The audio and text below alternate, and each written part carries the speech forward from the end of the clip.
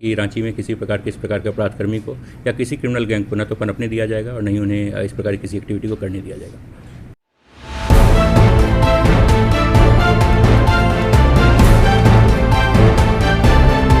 झारखंड की धड़कन, भारत का दर्शन, न्यूज बॉक्स भारत।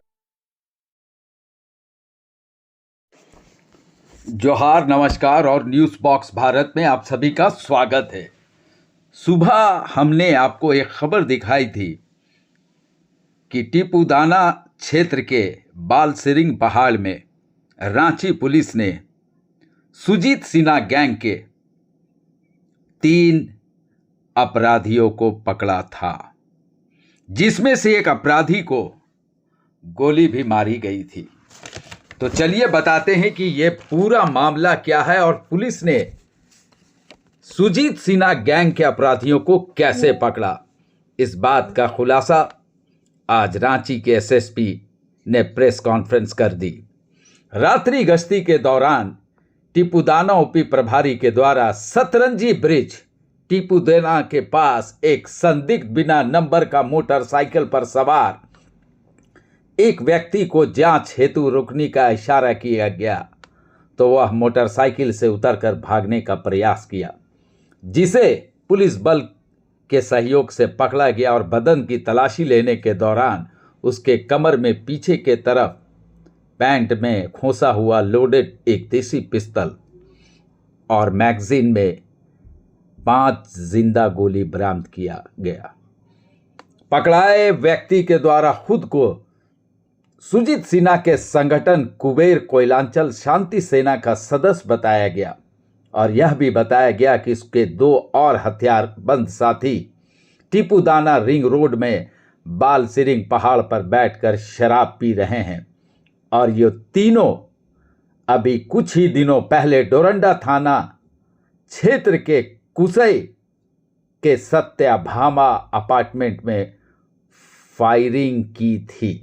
इसकी जानकारी फिर वरीय पदाधिकारी को दी गई, जिसके बाद वरीय पुलिस अधीक्षक ने एक टीम का गठन किया और उसके बाद पहाड़ को चारों तरफ से घेरा गया। पुलिस को देख अपराधी ने गोली चलानी शुरू कर दी। इसके बाद पुलिस ने अपने आत्म सुरक्षा में फायरिंग की, जिसमें 24 साल के युवा अपराधी आफ्ताब आलम को पैर में गोली लगी और फिर पुलिस उन दोनों को गिरफ्तार कर लिया।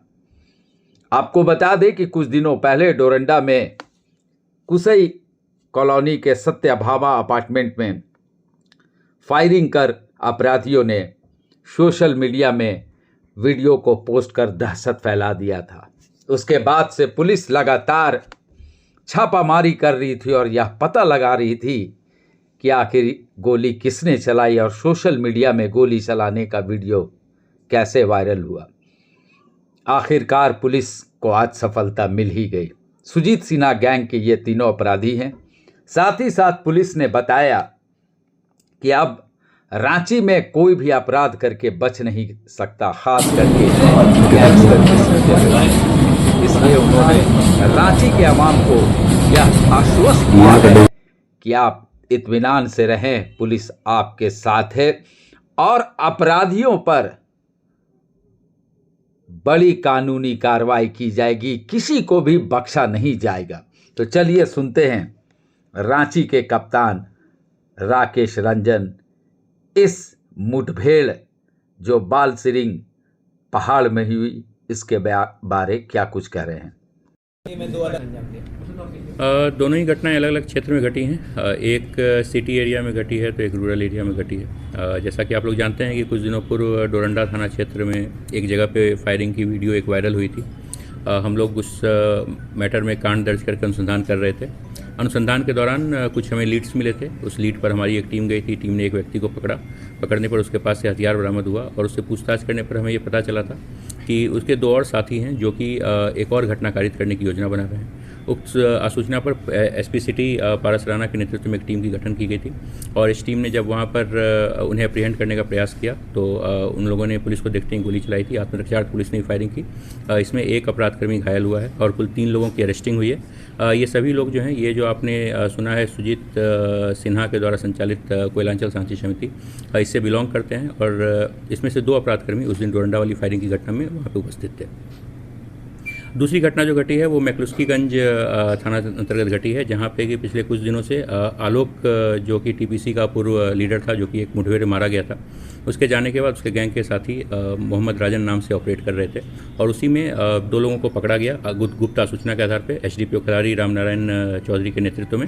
और इन दोनों ही लोगों के पास से एक पिस्टल और एक देसी कार्बाइन, ये 2 चीज़ हमें बरामद हुआ था। जब इनके पास से रिकवरी के लिए हम लोग फर्दर जाने लगे तो ये पुलिस हिरासत से भागने का प्रयास किया उन्होंने और पुलिस की हथियार छीनकर इन्होंने फायरिंग का प्रयास किया था और उक्त जवाबी कार्रवाई में उसमें से भी एक अपराधकर्मी प्रभात राम, उसे पैर में गोली लगी, वो भी घायल है।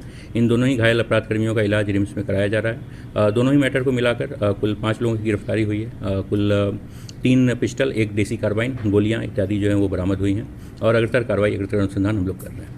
मैक्लुस्कीगंज वाले में हिस्ट्री किस तरह का है बताया जाता है? वो काफ़ी साथी रखा है।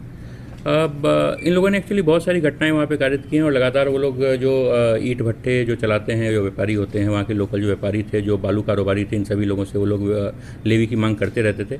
और कुछ ऐसी भी घटनाएं सामने आई हैं जो कि लोगों ने पुलिस को रिपोर्ट नहीं किया, परंतु घटनाएँ घटी थीं और ये लोग उस क्षेत्र में काफ़ी एक्टिव हो गए थे। जो मैक्लुस्कीगंज और लातेहार का जो बॉर्डरिंग एरिया है, वहाँ पे लोग काफ़ी एक्टिव थे और मुझे लगता है कि इनकी गिरफ्तारी से ज़रूर उस क्षेत्र में असर पड़ेगा।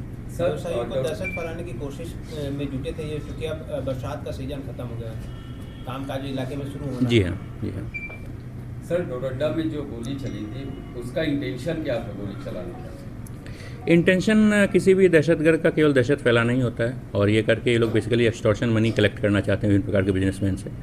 मैं ये आश्वस्त करना चाहता हूँ रांची के और झारखंड के जो भी लोग बिजनेसमैन यहाँ पे काम करते हैं, आप लोगों को किसी से भी डरने की कोई आवश्यकता नहीं है। रांची पुलिस अपना काम पूरी संजीदगी के साथ कर रही है।